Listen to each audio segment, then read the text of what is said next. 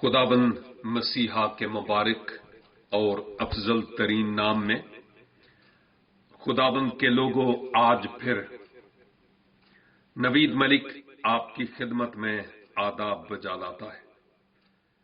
خداوند قدوس کا ممنون ہوں جس نے یہ ممکن کیا کہ آج پھر آپ کے ساتھ مل کر کلام مقدس کی گہری اور عمیق باتوں پر غور و خوض کر سکوں۔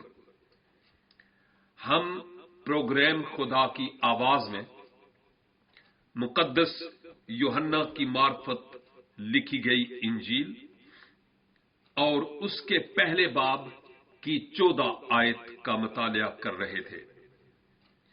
فی الحال اس 14 آیت کے ایک حصہ پر ہم نے غور کیا۔ آج میں دوسرے حصے پر غور کروں گا، لیکن 14 آیت میں یوں لکھا ہے، اور کلام مجسم ہوا اور فضل اور سچائی سے معمور ہو کر ہمارے درمیان رہا، اور ہم نے اس کا ایسا جلال دیکھا جیسا باپ کے اکلوتے کا جلال۔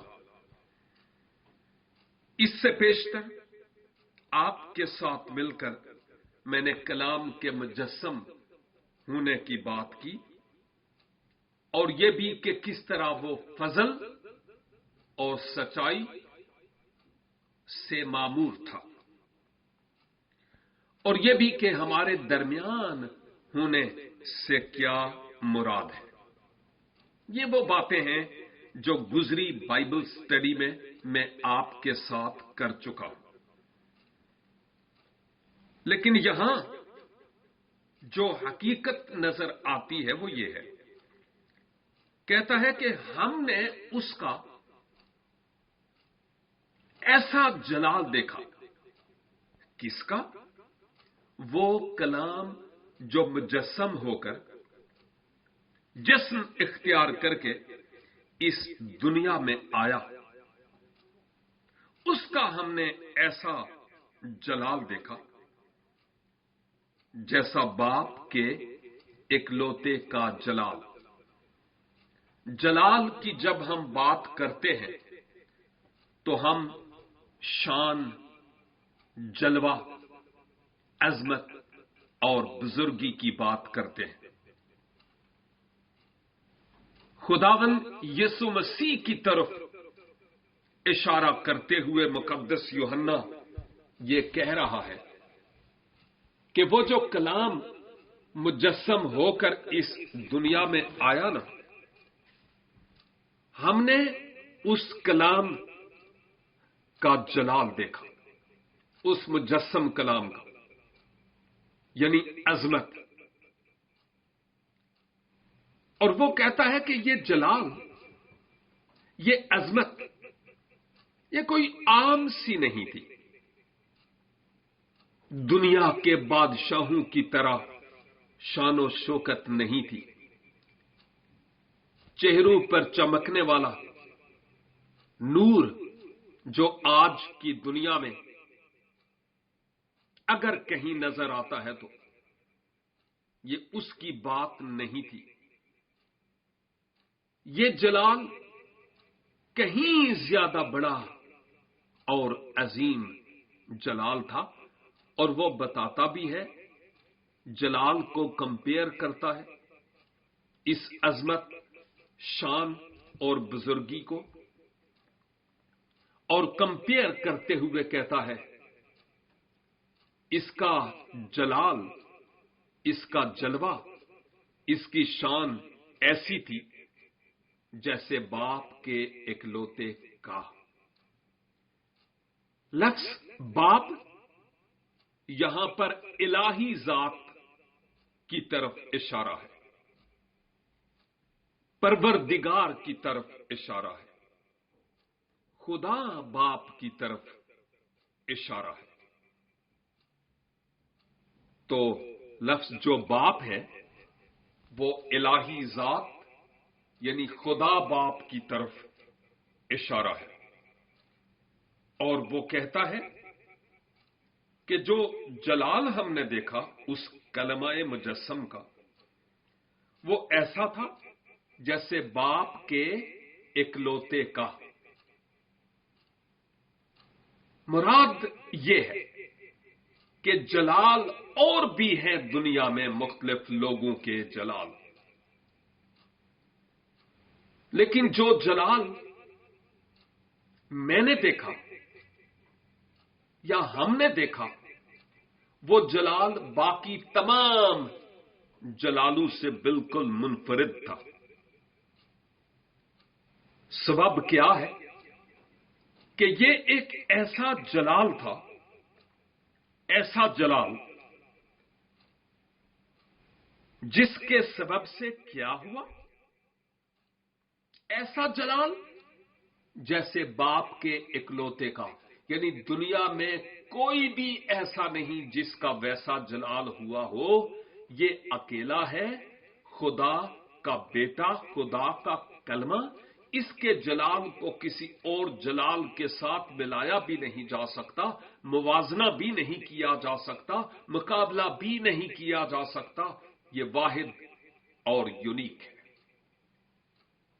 تو عزیزوں، یوحنا کے کہنے کا مقصد یہ تھا کہ اس کلمہ کا جلال ہی ایسا تھا جس کا کیا بیان، ایسا بڑا جلال جو اس کے سوا جو خدا سے نکلا ہے، خدا کا اپنا ہے، اس کے علاوہ کسی اور کا یہ جلال ہو بھی نہیں سکتا تھا۔ اسی لیے ایسا اس کا جلال دیکھا، ایسی عظمت دیکھی، ایسی بزرگی جو کسی اور کی نہیں تھی، ماسوا خداوند یسوع مسیح کے۔ میرے عزیز بھائیوں، بہنوں اور ہم خدمت ساتھیوں، کیا آپ نے اس کلام مجسم کے جلال اور اس کی عظمت اور اس کی شان و شوکت کا تجزیہ کیا؟ جانتے ہیں کہ وہ کتنا بڑا مہان ہے؟ جانتے ہیں کہ وہ کتنی عظیم شخصیت ہے؟ کلام مجسم تو ہوا، فضل سے بھی معمور تھا، سچائی سے بھی معمور تھا، اور ہم نے اس کی عظمت کو اس طرح سے دیکھا جیسے کوئی خدا کا اکلوتا ہی ہو، خدا کا اکلوتا ہو۔ یہ جلال آسمانی تھا، ایسا جلال جو کسی اور کا ہو بھی نہیں سکتا تھا، جو جلال صرف خداوند یسوع مسیح کلام مجسم کا ہے۔ وہ جلال ہم نے اس کا دیکھا۔ تو جو شخصیت جسم اختیار کر کے اس دنیا میں آئی، اس کا جلال خدا باپ کے اکلوتے کی طرح کا تھا۔ ایسا جلال جیسا باپ کے اکلوتے کا ہے۔ اس جلال کو کسی اور کے ساتھ ملایا نہیں جا سکتا، تجزیہ نہیں کیا جا سکتا، اور موازنہ نہیں کیا جا سکتا۔ آج ہمارے لیے یہ بات باعث فکر ہے، سوچنے سے تعلق رکھتی ہے کہ جس کو میں جانتا اور جس کو میں پہچانتا ہوں، کیا وہ سبوں سے نرالا اور یونیک ہے؟ کیا اس کی مانند کوئی اور ہے؟ وہ صاحب حکمت ہے، اور منبع انوار ہے. نور کی شعائیں اور کرنیں اس میں سے نکلتی ہیں، اور جہاں جہاں یہ کرنیں پڑتی ہیں، یہ شعائیں پڑتی ہیں، وہاں وہاں تبدیلی اور انقلاب کے ابدی نشانات نظر آتے ہیں اور تجربہ میں بھی آتے ہیں. یسوع جو اس دنیا میں آیا، ہم نے اس کا جو جلال دیکھا، وہ صرف رونق کی اور شان و شوکت کی بات ہی نہیں ہو رہی، اس سے کہیں زیادہ بڑھ کر ہو رہی ہے. یسوع کا جلال تو آج بھی ویسا ہے جو کسی اور کا ہے نہیں. پرکھ کر دیکھ لیجئے، تجزیہ کر لیجئے. اس کا جلال ایسا ہے جیسا جلال کسی دوسرے کا نہیں ہے. آج بھی جب وہ بیماروں کو چنگائی بخشتا ہے، اس کا جلال اور ظاہر ہوتا ہے. جب وہ کسی مردے کو جلاتا ہے، اس کا جلال وہاں ظاہر ہوتا ہے. ہمیں اس کا جلال خود ظاہر کرنے کی ضرورت نہیں ہے. وہ خود اپنا جلال ان لوگوں کے وسیلہ سے ظاہر کرتا ہے جنہوں نے اپنے آپ کو اس کے ہاتھوں میں سونپ دیا ہے. وہ چاہے تو پتھروں کے ذریعہ سے بھی اپنا جلال ظاہر کرے، اور وہ ایسا کر بھی سکتا ہے. میں یہ ضرور کہوں گا کہ میں نے بے شمار ایسے لوگوں کی ٹیسٹیمنیز، گواہیاں سنی ہیں جو پیدائشی طور پر مسیحی گھرانے میں پیدا نہیں ہوئے، وہ غیر مسیحی گھرانوں میں پیدا ہوئے، لیکن جب وہ مسیح خداوند کی قربت اور نزدیکی میں آئے تو اس نے ان کی زندگیوں میں گہرے کام کیے، اور اس کے جلال کی قدرت کے وسیلہ سے وہ کھینچے گئے.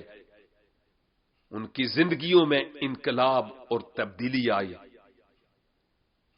اور پھر وہ سبوں کو بتانے لگے کہ وہ کلام جو مجسم ہوا، فضل اور سچائی سے معمور ہو کر ہمارے درمیان رہا، اور ہم نے اس کا ایسا جلال دیکھا جیسا باپ کے اکلوتے کا، ایسا جلال جو کسی اور کا نہیں ہے. ہم تمام انبیاء کی جو سچے نبی ہیں، پیغمبر ہیں، ہم ان کی قدر کرتے اور ان کی عزت اور احترام کرتے ہیں. لیکن ہم اس حقیقت اور سچائی کو بھی جانتے ہیں کہ خداوند یسوع مسیح کا مقابلہ نبیوں اور پیغمبروں سے نہیں کیا جا سکتا. وہ سبوں سے کہیں زیادہ افضل اور اعلی ہے.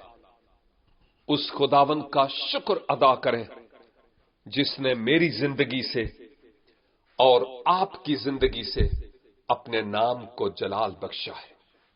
آسمانی باپ، تیری جتنی بھی تعریف کریں بہت کم ہے. ہمارے پاس تو اتنے الفاظ ہی نہیں کہ ہم کیسے تیرے نام کی تمجید کریں. تو بھی اے خدا، ہم کمزوروں کو تو اپنے ہاتھوں میں لے، ہماری زندگیوں سے اپنے نام کو جلال دے، اور ممکن کر کہ ہم اس آئینے کی مانند ہوں جن پر سے تیرا جلال منعکس ہو کر ان لوگوں پر ظاہر ہونے والا ہو جو تجھے نہیں جانتے، اور یوں ان کی زندگی میں بھی تیرا جلال ایک عجیب کام کرے۔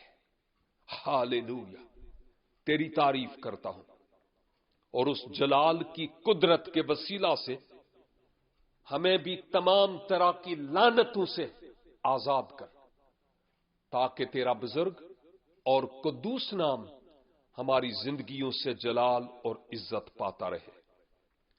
اے باپ، تو میری دعا، میری منت، میری شکر گزاری اپنی پاک حضوری میں مقبول ٹھہرا، کیونکہ مانگتا ہوں اپنے پیارے خداوند یسوع مسیح ناصری کے وسیلہ سے۔